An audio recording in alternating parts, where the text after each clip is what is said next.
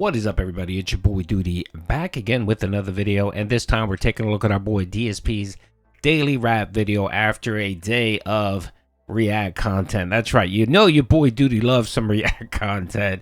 It's probably the most favorite content Phil produces that your boy Doody loves to consume. We know that's not true, but I'm making a jokey joke here. That's right, folks. It's official. Our boy Phil is wage quitting the weekly clip show, which produces 95% of the content on the show, which members pay for, but I'm not sure what Phil plans to do. Let's see what he had to say on the Daily Wrap. Good evening, everyone. Phil here, and welcome to the Daily Wrap for what was Monday, the 28th of October, 2024. Now, FYI, today we had a lot of technical issues with a lot of stuff going on. Allow me to explain what happened today, so that, moving forward, people understand what happened. The good news is we are wrapping up these full React days. In fact, there's only two more. One next week on Monday, and possibly one more the Monday after. After those two, I am retiring DSP versus the Internet, the Weekly Clips React Show. We're going to then transform that into a long-form React show that will probably resume and start sometime in December, and only be maybe every 2 or 3 weeks. So, because of that, you're going to have a lot more gameplay and a lot more regularity, and not these breaks in the week of the reacting stuff. Some people like it, some people don't. Personally, I enjoy it, but definitely the attention on these streams has died down in the last year or so. So, today was React Day. Oh god. Okay. Fair enough, Phil. I understand that you're not getting the viewership, you're not getting the, I guess, support you expect for React content. How you envisioned it, because when you first brought out this idea, you had grand plans, you had delusions of grandeur, where it was going to be a three-prong approach. You were going to do 3 separate shows, and this was going to be the next revolution of DSP gaming. And you essentially did 1/3 of it. You did 1/3. You ended up quitting long-form React content because no one cared. You didn't do the interviews. I mean, you're doing interviews now, but you do that on DSP Gaming, and you haven't done an interview in almost a month. So, you ask for a lot and give so little. I mean, you have the nerve to ask for $5.99 to be able to submit clips where you get a random chance where maybe, just maybe, Phil might react to your content. And if he doesn't like it, finds it boring, or it's a little too long for his taste, he probably just won't even watch it. So what incentive is he really offering with that show? Now, fine, Phil, you want to wage quit the React content because no one cares and no one's giving you money for it, and you see more money, begging when you do your gaming streams for your kick, your kick viewers. Fine, that's okay, but at least do the right thing, Phil. Cancel memberships on React content. Just cancel it. Like, shut it off. Or lower the price. How about that? How about maybe just charge $1 for memberships? But no, Phil won't do that because he needs that money. And what he's going to do is he's going to dangle the promise of, new content, new shows for React Day. And he's not. He's simply just going to drag along the dents that are paying these fucking ridiculous memberships. And let's not forget, he expects his viewers to pay for 3 memberships, right? And also sub and support on Kick. So essentially 4 channels. Phil has 4 channels he expects people to support his ass on. I mean, the greed is ridiculous, Phil. You should really just shut up. I think I made this suggestion before. Why don't you combine DSP Reacts with DSP Throwback and charge 1 membership? That way you only have 2 channels that your viewers have to support. I mean, come on, man. Those 2 channels, the DSP React channel and the DSP Throwback, give nothing of value. Nothing of value. Nothing that warrants a $4 membership or a $5 membership. I'm sorry, Phil, it just doesn't. Just maybe if you decide to combine those 2 channels, maybe then it might be worth it to pay him. I don't know, man. It's all crap anyway. I mean, Phil's reactions are super boring. It's him sitting there watching 3 minutes of a clip and then saying, oh yeah, oh wow, and then giving you a sandwich analogy. That's not React content, brother. You got to work on that. But he's promising long form content, which he'll do 1. He won't get any support for it, and then he'll wage quit that. And then he'll just let React content just die off and not say anything, because of course he's trying to milk that membership money. So he'll keep it up. He'll keep the channel running until the last dent decides, why am I paying for a membership to a channel that I literally get nothing for it? And that'll be some time, because, you know, you got Jade and a few others, Slayer or whatever, that are going to continue giving Phil money every month, even though he's not providing anything that's worth that cost. All right, I think I beat React content enough. Let's keep going. Okay. Today on the podcast, I had one major segment talking about DragonAge Veilguard, which has its earlier reviews have come out, but the earlier reviews that have come out are essentially almost 95% from major news outlets that all kiss the game's butt and are saying it's a Game of the Year contender. Very few people who have had their early reviews out have been critical of the game. You might wonder why. The story broke that EA actually invited a ton of content creators to a preview event, allowed them to be honest about the game. Then what they did is they literally hand-selected the people that they felt were positive about their game and only sent review copies to them. They excluded several different people, including the Fextra Life YouTube channel, which is known for decade-plus coverage of DragonAge and other games that are very similar, and basically said, guess what? Screw you, no review code for you. So basically they created this situation of skewed reviews to get people to pre-order the game. I talk all about this on the show. In fact, I'm going to clip it out of the podcast, and it's going to go live as a highlight tonight. I think you should watch it if you're interested in knowing how this industry works, how underhanded it can be. Okay? Outside of that, it was a pretty tame, typical podcast. Then we went into our first stream today, which was DSP versus the internet. I'm going to stop it there and provide some commentary on this, because I've talked about this subject before. This is just a jealousy cope on Phil's hand. Is what he's saying correct? Kind of. I think what he's saying is a little simplistic. And what he does is he cherry picks the information to fit his narrative. And the narrative is, the real narrative that Phil's trying to promote is he's not part of the in crowd, so he's just jealous that he can't get a code. Because trust me, I'm telling you right now, this all comes down to money for Phil. That's all it's about, and I'll explain what I mean here. Phil's upset that he's not upset that certain content creators get access to the content earlier than he does. What he's pissed off about is that he can't milk that content for money for an extended period of time.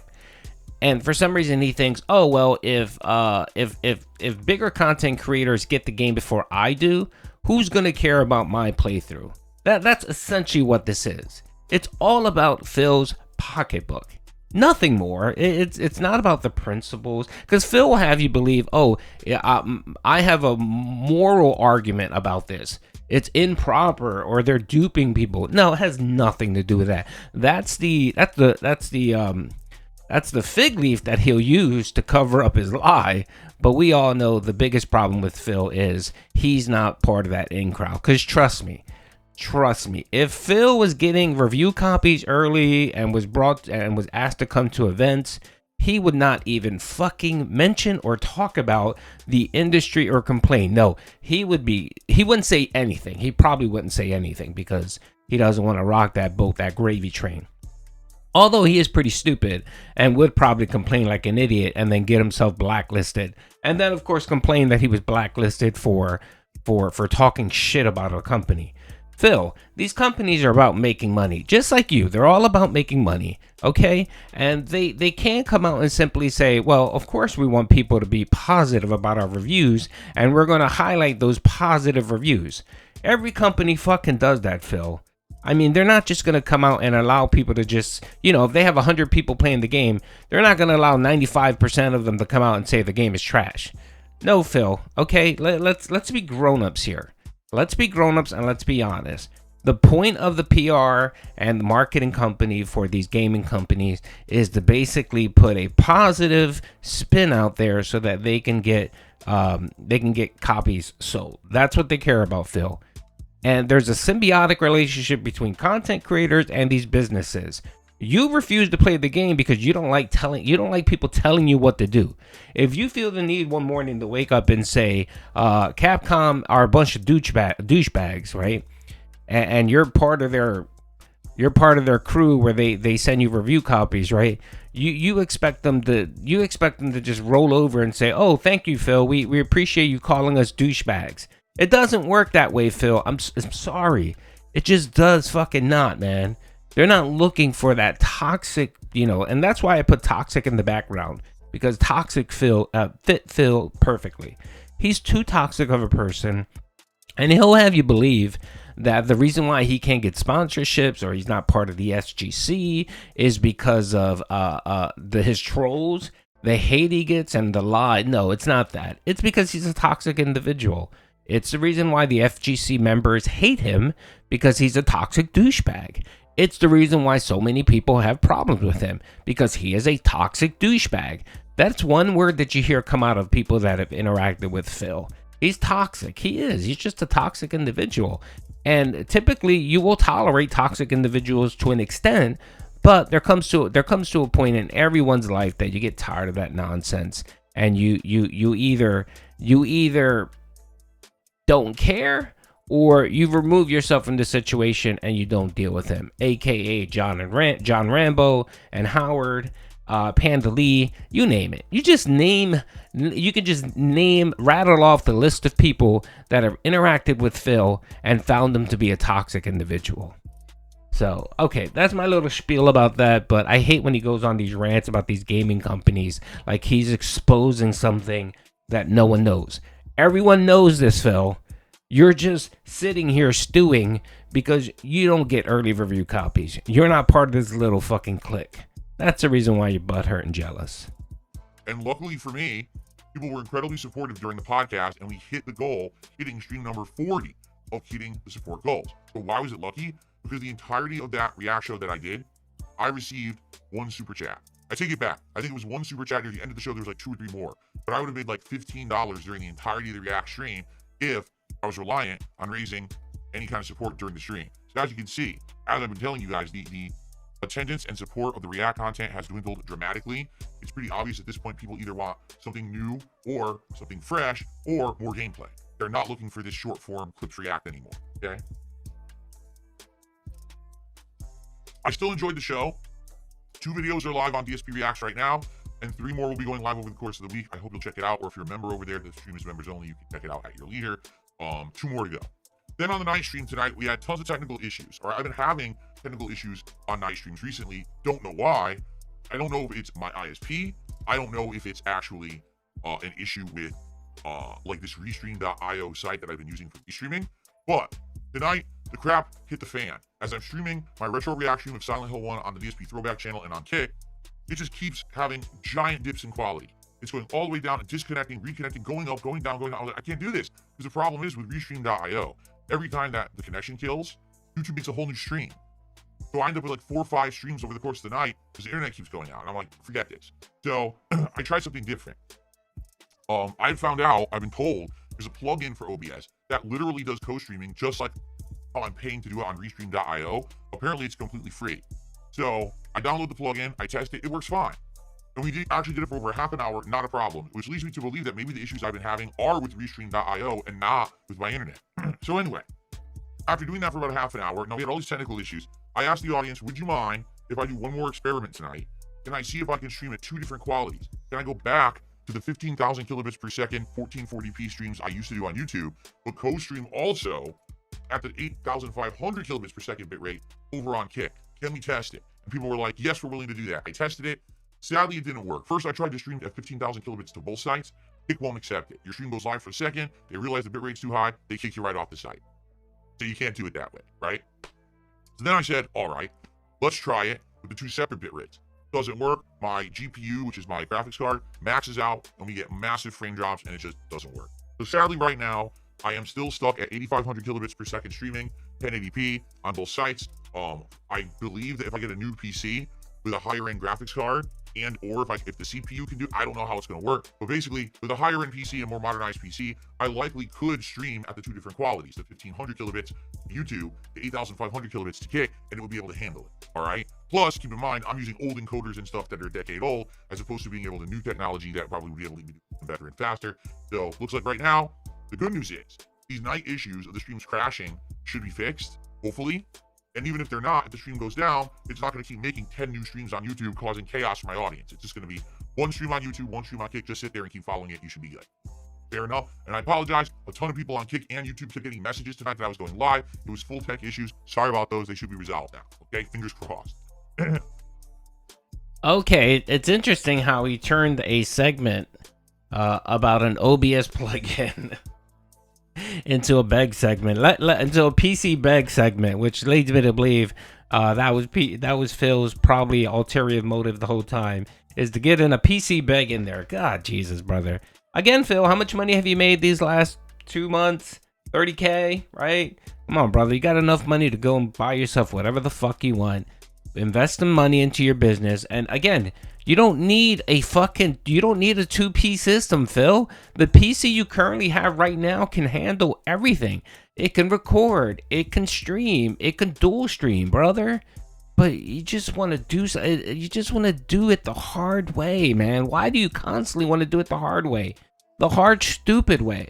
It's just like when you did this Restream IO shit where you're paying $50 a month for dude, when you wanted the multi-stream, I said you could do it right out of OBS. I'm not even an OBS guy, and I knew that. I knew you can multi-stream out of OBS for free. You just need the fucking plugin, man. But of course, that was too difficult for you to research. That was too hard for you. But you probably have no clue how fucking plugins work. So you rather just pay someone to do your fucking job. And that's what you did here. And now it's conking out, not working. It's getting fucked up. And yes, it is the Restream IO. That's the issue. The problem probably is that you're streaming too high at a bit rate. Your bit rate might be just too high, Phil. That's probably what it is. You might need to just lower your fucking bit rate and suck it up. But yeah, man, this motherfucker is just exhausting sometimes because the shit he does, and you know, again, this daily rap was like 9 minutes long, and I sped it up. You could have said everything you wanted to say in 3 minutes, Phil, but you got to drag this along to make extra work for Doody. Anyway, that's all I gotta say, folks. Hope you guys enjoyed the video. Peace out.